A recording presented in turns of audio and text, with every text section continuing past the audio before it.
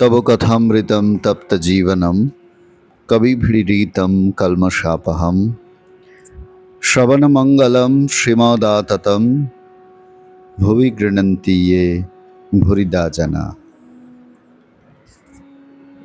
প্রতিদিন প্রতি ঘরে শ্রী শ্রী রামকৃষ্ণ কথামৃত প্রাণারাম বাংলা চ্যানেলে আমাদের প্রত্যেক দিন সকাল ৮টায় শ্রী শ্রী রামকৃষ্ণ কথামৃতের এই পাঠ ও অনুধ্যান শিবির।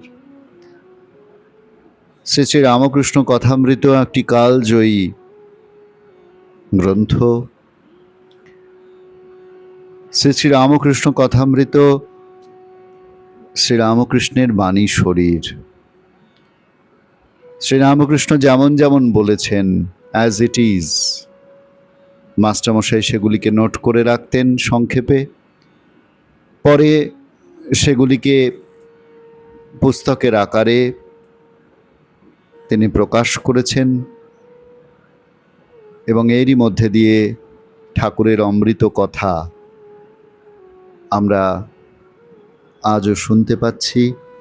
আমাদের কর্ণ হয়ে সেই কথা আমাদের মনের গভীরে প্রবেশ করছে এবং আমাদের জীবনকে ধন্য করছে। প্রতি মুহূর্তে প্রতিদিন শ্রী শ্রী রামকৃষ্ণ কথামৃত এই গ্রন্থের মাধ্যমে, এই গ্রন্থ পাঠের মাধ্যমে শত সহস্র মানুষ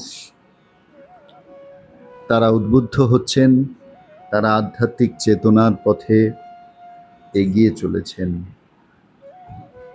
আমরাও শ্রী শ্রী রামকৃষ্ণ কথামৃতেও এই গ্রন্থটি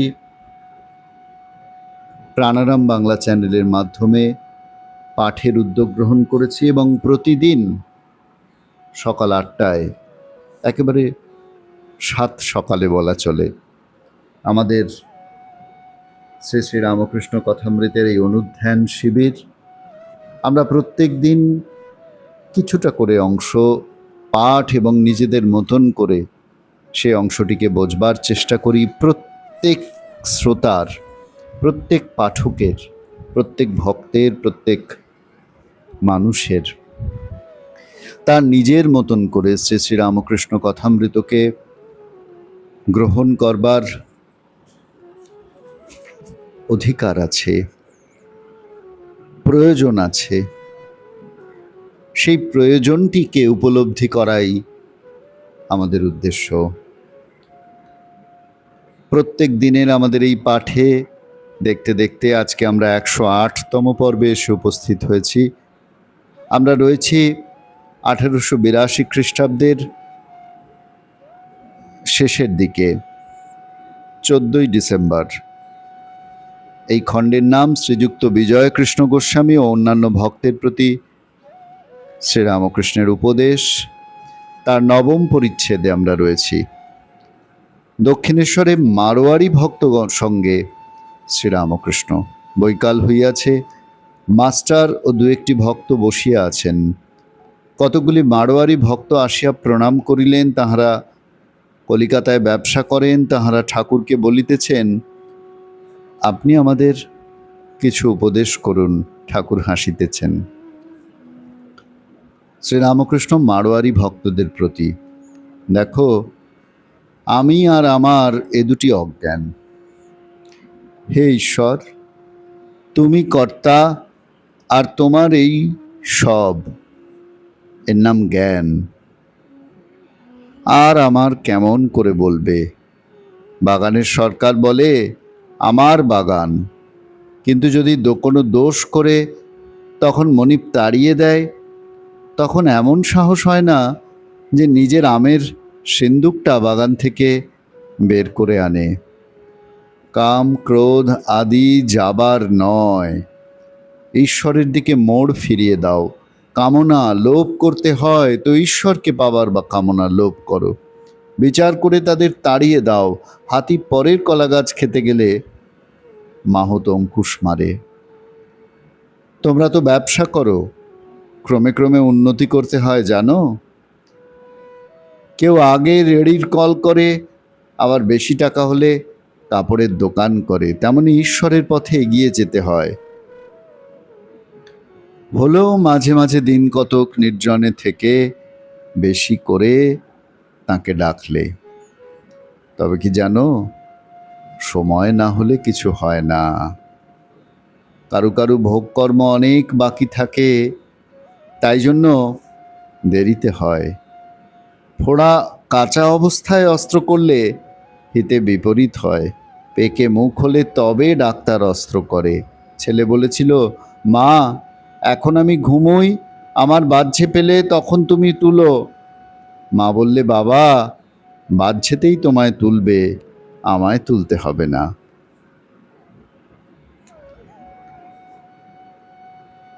অপূর্ব একটি সুন্দর প্রসঙ্গ। আমরা আসলে শ্রীরামকৃষ্ণ সম্পর্কে বলতে গেলে, কোনো কথা বলতে গেলেই এই বারবার এই শব্দটি চলে আসে, সুন্দর।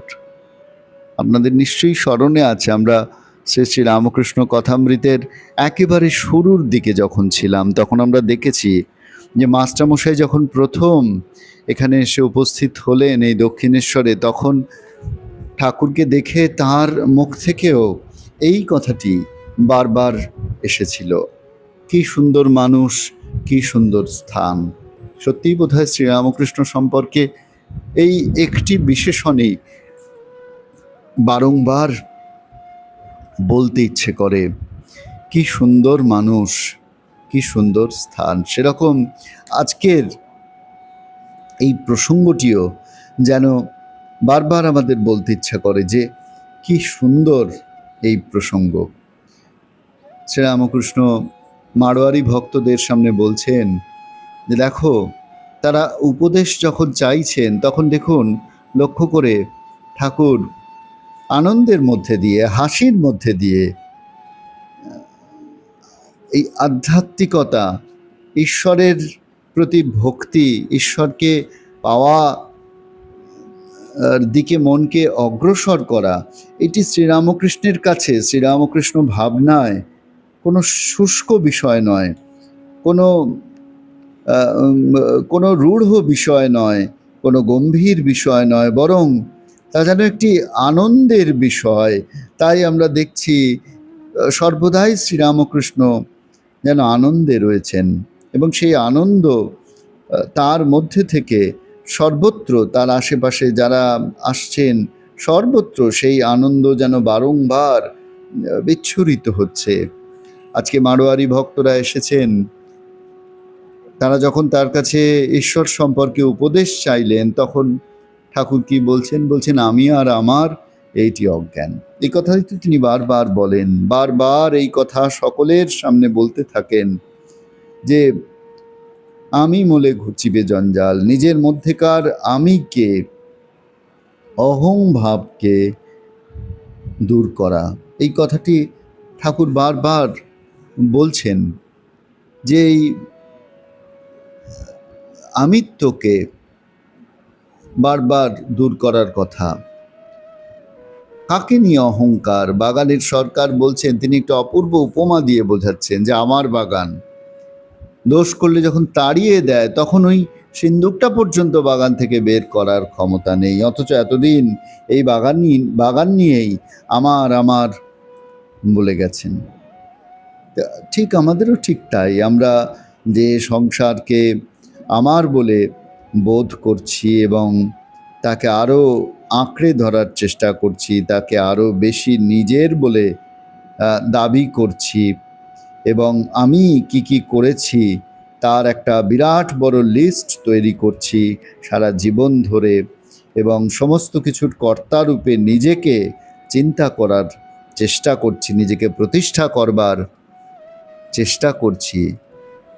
যখন মৃত্যু এসে আমাদের হিড়হিড়িয়ে টানতে টানতে নিয়ে যায় চুলের মুঠি ধরে, তখন সমস্ত আমাদের সাজানো কীর্তি সব পড়ে থাকে, আমরা কিচ্ছুটি সঙ্গে নিয়ে যেতে পারি না।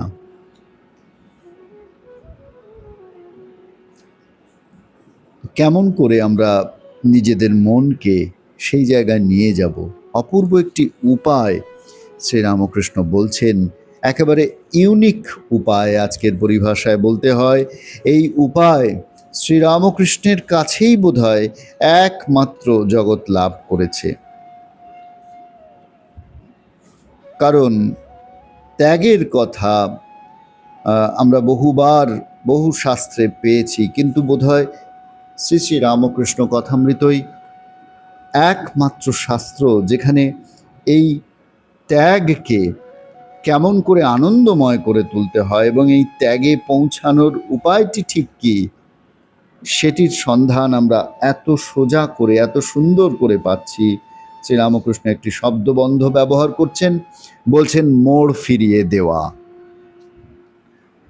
এই মারোয়ারি ভক্তদের সামনেও তিনি বলছেন, কাম ক্রোধ এগুলি যাবার নয়, ঈশ্বরের দিকে মন ফিরিয়ে দাও। কাম যদি থাকতেই হয়, কামনা যদি থাকতেই হয়, তাহলে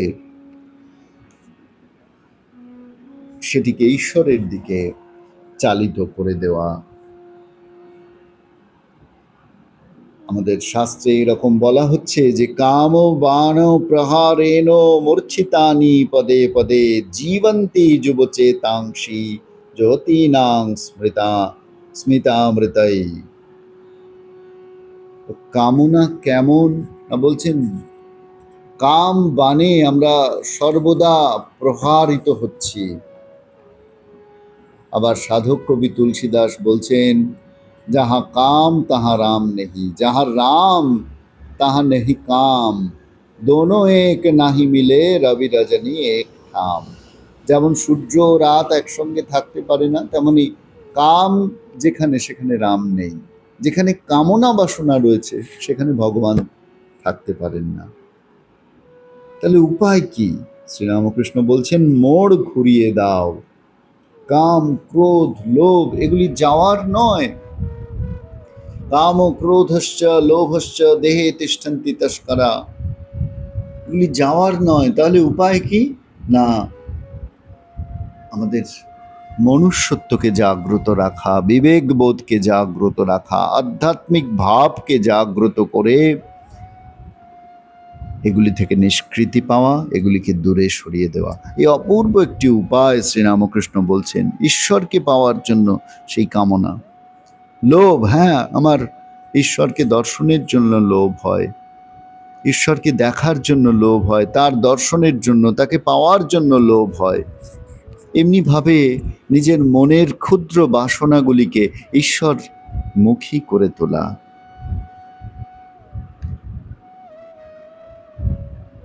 আমরাও আজকে আমাদের সারা দিনের সমস্ত কাজকে চেষ্টা করে দেখি না ঈশ্বরমুখী করে তুলতে পারি কিনা। তার মধ্যে নিজের আমিত্বকে বড় করে না দেখে, নিজেকে প্রতিষ্ঠা না করে সেখানে ঈশ্বরের আসনটি পাতা যায় কিনা। আসুন বন্ধু, আমরা সকলে সেই চেষ্টা করি আজ সারা দিন ধরে। সকলকে শ্রদ্ধা নমস্কার জানিয়ে আজকে পর্বে ইতি টানছি।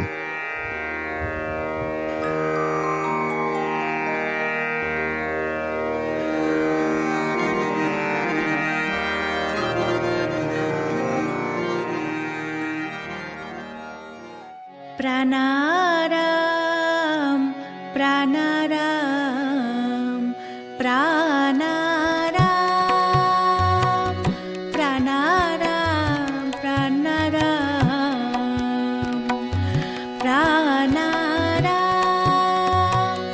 কি যেন লুকানো নামে তাই মিষ্ট এত তব নাম প্রাণারাম প্রাণারাম।